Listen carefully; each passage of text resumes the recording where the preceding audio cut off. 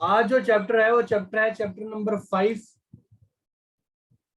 ये आपकी backup class है, आपको पता ही है। बैकअप में आपको पीछे के सिलेबस को करवा रहा हूँ, तो कंटिन्यू करना है आप लोगों ने। आज की क्लास बहुत इंपॉर्टेंट भी है। जैसा कि मैंने आप लोगों को बताया कि आप लोगों ने कमिंग टाइम में 2 बैच कंटिन्यू करने हैं। जैसे ही उस बैच में जो हमारा पुराना बैच चल रहा था उसमें चैप्टर नंबर 6 स्टार्ट हो जाएगा। आप लोग उससे भी कंटिन्यू करेंगे और इससे भी करेंगे, पर उसे समझने के लिए इस क्लास का बेसिक आपको पता होना चाहिए। वहां पर 2 या 3 क्लास के बाद वो टॉपिक स्टार्ट होगा या चैप्टर 6 स्टार्ट होगा। यहाँ पर ये जो टॉपिक है, चैप्टर है, इसका बेसिक आपको तब तक समझ में आ जाएगा। तो कहने का सेंस ये है कि कमिंग वीक के अंदर जैसे मैं टाइम बताऊंगा उसके बाद आप दोनों ही बैच कंटिन्यू करेंगे। यहाँ से हम बेसिक कवर करेंगे और वहां से हम चीजों को क्लियर करेंगे। मैं फिर से बता दूं, जैसा कि सीबीएसई ने अभी नया एग्जाम पैटर्न निकाला है, उस नए एग्जाम पैटर्न के हिसाब से आपके सिलेबस को ऑब्जेक्टिव मोड में डाला गया है। तो इस चैप्टर की इंपॉर्टेंस दोनों फॉर्म में है बच्चों। पहला तो सब्जेक्टिव और दूसरा है ऑब्जेक्टिव, यानी दोनों फॉर्म में ही कंसेप्ट को का पता होना बहुत जरूरी है। रीजन, आपके जो दूसरा मतलब जो आपका दूसरा टर्म होगा जो मार्च में होगा, उसमें इंटीग्रेशन, AOI, डिफरेंशियल इक्वेशन, ये टॉपिक पूछे जाएंगे जिनका बेस ही डिफरेंशिएशन। अगर आपको डिफरेंशिएशन नहीं आता है तो you all are not in good condition to be understand.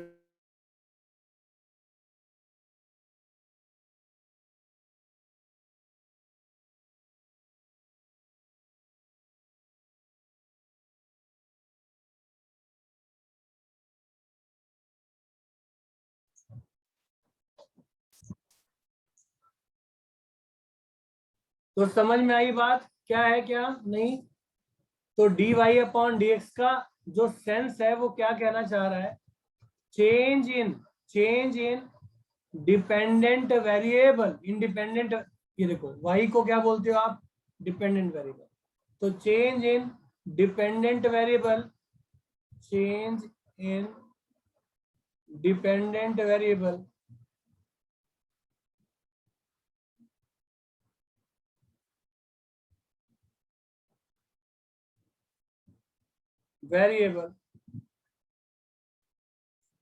और चेंज इन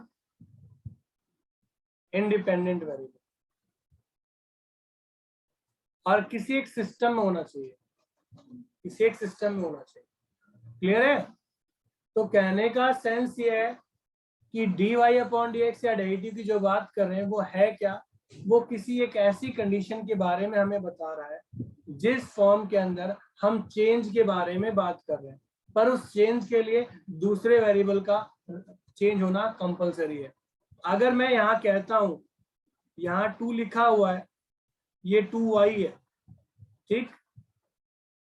या फिर कोई एग्जांपल लेते हैं, कोई भी चीज है, अगर उसके लिए कोई इनपुट्स नहीं है, जैसे अब मान लीजिए पैसे की वैल्यू, आप लोगों ने सुना होगा, मेरे ही डैडी से मैंने सुना है, जब मेरे डैडी काम करते थे तो सन 1991 की बात है, 91 की बात है, तो उनसे मैंने एक बार उसकी बात नहीं, मतलब कुछ 15-20 साल पहले, 25 साल पहले मैंने उनकी डॉक्यूमेंट वगैरह सारे निकाले और चेक करने लग गया, तो उनमें उनकी पासबुक मिली मुझे, उनके बैंक की पासबुक मिली, और उसमें लिखा था सैलरी अकाउंट, सैलरी लिखा होता और सैलरी के आगे अमाउंट लिखा होता 197। मैंने कहा पापा 197 रुपए के लिए काम करते थे आप?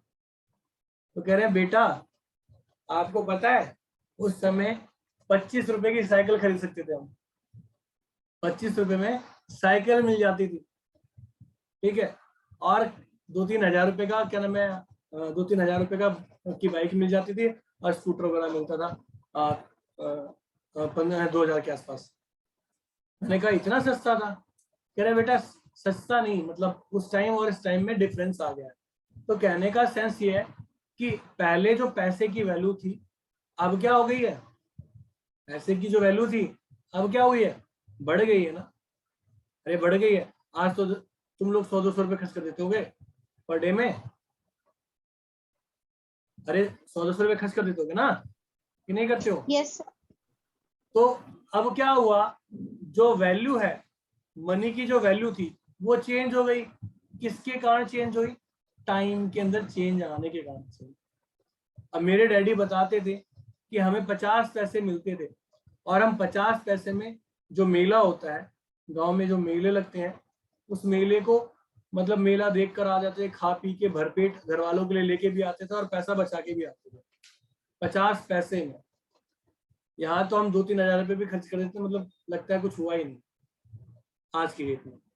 तो मेरे कहने का सेंस ये है कि यहाँ पर जो फॉर्म है या हम बात कर रहे हैं, तो यहाँ हम बात करें कि चेंज के बारे में बात करें, रिजल्ट के अंदर change due to change in input. ये बात क्लियर हो गई सभी को? कोई कंफ्यूजन तो नहीं है? बढ़ूं आगे मैं? साक्षी यस सर। ठीक है। अब आते हैं फैक्ट के बारे में जो हमें पढ़ना है, ये प्रैक्टिकल चीजें थी। आते हैं हम स्टार्ट करते हैं कंसेप्ट को। तो सबसे पहले फंक्शन आता है कांस्टेंट फंक्शन। कांस्टेंट फंक्शन ध्यान रखना, हर फंक्शन के लिए डिफरेंशिएशन का जो प्रोसेस है वो थोड़ा अलग है और यूनिक है, ठीक? तो समझिएगा। तो कांस्टेंट फंक्शन के बारे में, भाई कितने टाइप के कांस्टेंट फंक्शन होते हैं, कोई बताएगा आप में से? कांस्टेंट फंक्शन कितने टाइप के होते हैं?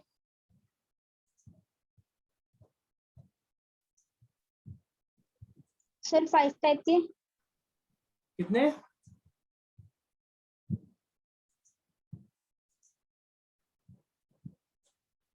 कितने बेटा?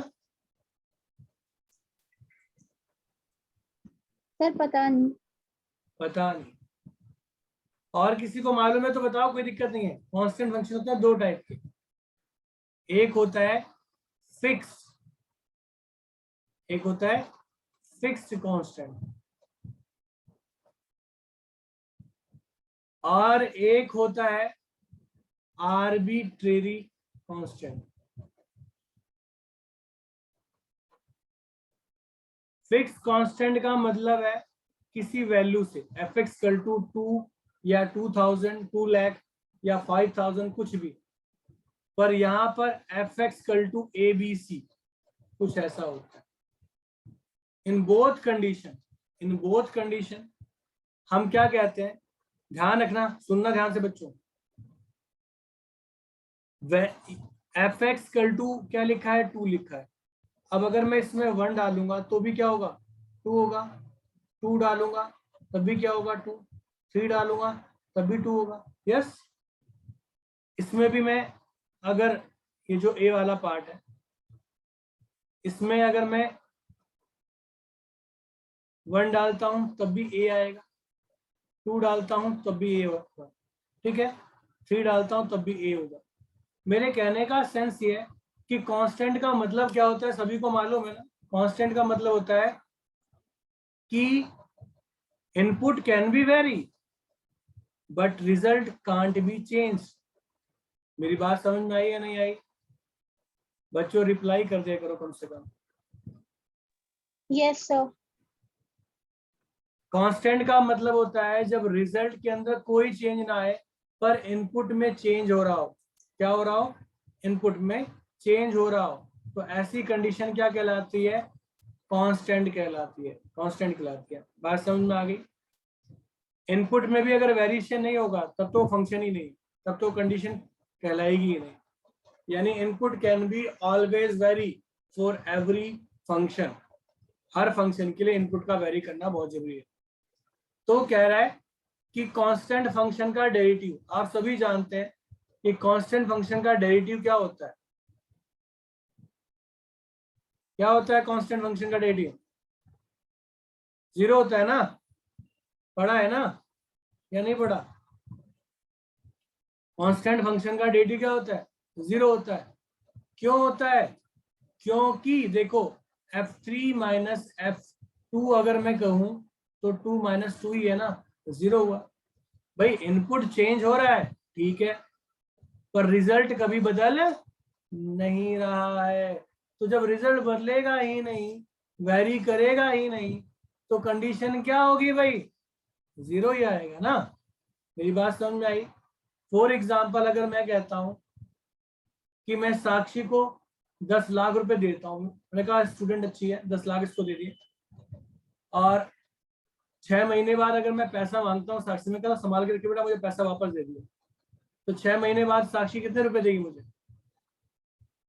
1 लाख रुपए ना, सॉरी 10 लाख रुपए ना,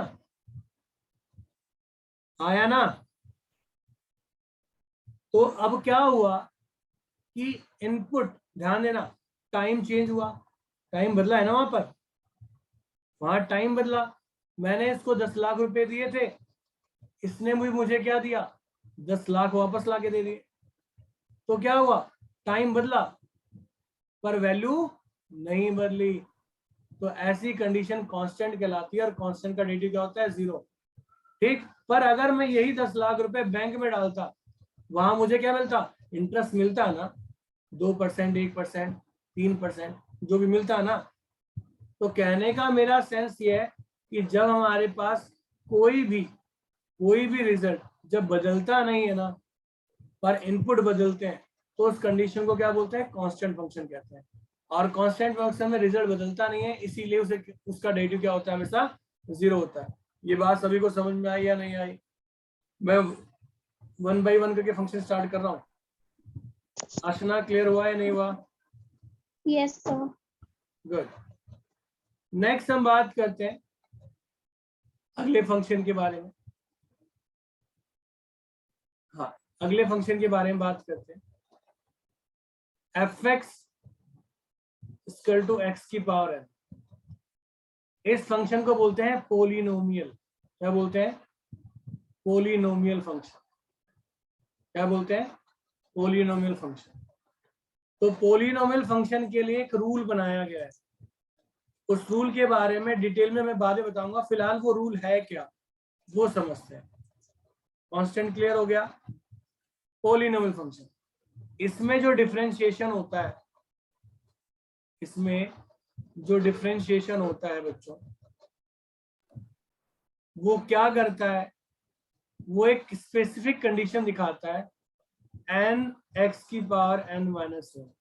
ऐसा क्यों है वो बाद में डिस्कस करेंगे, फिलहाल समझिए। पावर आगे आती है, उसकी एक पावर कम हो जाती है, वो क्या होता है, डिफरेंशिएशन कहलाता है। इज इट ओके और नॉट? क्लियर है यहाँ तक? जल्दी बोलो, क्लियर है यहाँ तक? किसी बच्चे को दिक्कत नहीं है? ठीक। अब इस पोलिनोमियल फंक्शन से बहुत सारी फॉर्म बनती है। पहला तो रूल को फॉलो करते हैं, एक्स का डेरिवेटिव, यहां से स्टार्ट हो रहा है भाई, एक्स का डेरिवेटिव करते हैं। एक्स की पावर 1 है, अगर मैं इसके रूल के हिसाब से करता हूं तो पावर 1 आगे आएगी और इसकी पावर 1 कम हो जाएगी, तो फाइनली 1, और एक्स की पावर 0, और किसी की पावर 0 हो तो वो 1 होता है, फाइनली क्या हो जाएगा, 1 हो जाएगा। यस और नॉट? जल्दी बोलो। सेम दोबारा से, अगर हम x का डेरिवेटिव x करते हैं तो दोनों कट के क्या हो जाएंगे, 1 हो जाएगा। ठीक, x की पावर n आगे आता है, उसकी पावर 1 कम होती है, बस यही रूल है, इसके अलावा कोई रूल ही नहीं डेरिवेटिव करने का रूल। अगला, x का डेरिवेटिव हमेशा 1 होता है, बताने की जरूरत नहीं है क्यों ऐसा होता है, ये क्लियर हो गया होगा। अगला डेरिवेटिव है रूट का डिफरेंशिएशन। तो रूट के डेरिवेटिव के लिए भाई रूल वही है, आप रूट को पावर हाफ लिखते हो, यस और नॉट? रूट को आप पावर हाफ लिखते हो ना? Yes sir. रूल क्या कहता है, पावर को आगे लाइए और उसकी पावर 1 कम कर दो, यही ना? तो अगर Yes, मैं sir. उसकी पावर 1 कम कर दूं तो ये माइनस का हाफ हो जाएगा, यस। और Yes, अगर ये sir. माइनस का हाफ होता है तो मैं इसे अपॉन में ला सकता हूँ, पढ़ा है ना आप लोगों ने? तो ये 1/2 रूट एक्स नहीं आ गया, तो याद क्या रखना है, रूट एक्स का डेरिवेटिव हमेशा 1/2 रूट एक्स होता है। बार बार नहीं कराऊंगा, ये ध्यान रखिएगा, और ऐसे इफेक्ट यूज होंगे डायरेक्ट। रूट एक्स का डेरिवेटिव क्या होता है? 1/2 रूट एक्स होता है। ये क्लियर हुआ या नहीं हुआ, ये बताओ। सर ओके, हाँ बोलो। सर डिटर्मिनेंट एक्स का डेरिवेटिव क्या होता है? एक्स का डेरिवेटिव 1 होता है अगर वेरिएबल एक्स है तो। डिटर्मिनेंट में होता है एक्स। क्या बेटा? जो एक्स मतलब कितने जो एक्स मतलब डिटर्मिनेंट में होता है। डिटर्मिनेंट में कहाँ चलेगी? ये जो डेरिवेटिव डिफरेंशिएशन है, डिटरमिनेंट तो ये रहा ना। यस सर, इसमें अगर एक्स होता है उसको हम उसको कैसे कर देते हैं? अच्छा, डेरिवेटिव कर सकते, वो पूरी इक्वेशन में होता है, मतलब जो भी यहाँ पर एक्स एक्स है, एक्स स्क्वायर एक्स क्यूब है, तो इसका डेरिवेटिव करेंगे ना। मान लो यहाँ पर 1 2 3 है और यहाँ पर 3 4 5 है, तो इसका डेरिवेटिव क्या होगा? 1, इसका 2x, यहाँ 3x स्क्वायर, इसका 0, इसका 0, हर एक का अलग अलग डेरिवेटिव करते हैं, बताओ। ठीक, यस सर। चलो, तो ये बात समझ में आ गई। अगला भाई डी बाई डी एक्स, एक और बात ध्यान रखना है, अगर अपॉन के केस है तो उसका डेरिवेटिव क्या होता है बेटा? इसको ऐसे लिख सकते हो, तो माइनस आगे उसकी पावर -2, तो फाइनली -1/x²। ठीक, ये बात समझ में आई या नहीं आई? अब समझने वाली बात देखो, फिर यहाँ से एक नया चीज निकल रही है, यानी कभी भी अपॉन में कंडीशन हो ना, तो क्या करते हैं हम? इसको ऊपर ले जाते हैं, और जब इसका डिफरेंशिएशन करेंगे तो -2x⁻³ -3, मतलब -2/x⁻3। तो आप नोटिस कर रहे होंगे कि अगर मैं ऐसी x⁵ की बात करता तो क्या निकलेगा? वो जो यहाँ पावर होती है ऊपर जाके माइनस हो जाती है और नीचे उसकी पावर 1 बढ़ जाती है। यस और नॉट? देखो यहाँ पर यस सर। 2 था तो यहाँ -2 है, यहाँ 1 था तो यहाँ -1 है, नीचे एक पावर बढ़ी है नहीं बढ़ी है? बढ़ी है ना। तो यहाँ से एक फाइनल रूल निकल गया कि अगर मैं x⁻n का डेरिवेटिव करूं तो वो -n और x⁻n+1 होगा। बात समझ में आई या नहीं आई? पक्का सभी को समझ आ गई, कोई दिक्कत नहीं है? चलो, एक और चीज, अगर कांस्टेंट और कोफिशिएंट में डिफरेंस मालूम है सभी को या नहीं मालूम है? चलिए नेक्स्ट क्लास में पढ़ेंगे, आज का यहाँ तक ओवर कर देते हैं क्योंकि टाइम ओवर हो गया हमारा। तो नेक्स्ट क्लास में वी विल डिस्कस आगे की टॉपिक हम डिस्कस करेंगे, और कोई भी क्लास मिस मत करना बच्चों, जो भी क्लास मिस करेगा उससे मतलब नुकसान होगा तगड़ा, क्योंकि जो अब मैं बताने जा रहा हूँ वो सारे बेसिक फंडामेंटल है, अगर वो मिस हुए तो फिर बहुत तकलीफें उठानी पड़ेंगी आप लोग। ठीक है, तो क्लास किसी की भी मिस नहीं होनी चाहिए। नेक्स्ट क्लास में मिलते हैं, तब तक के लिए bye bye, take care, good night, शब्बा खैर, शुभ रात्रि, जय हिंद, जय भारत। ठीक है, चलो, have a nice day sir. Same to you.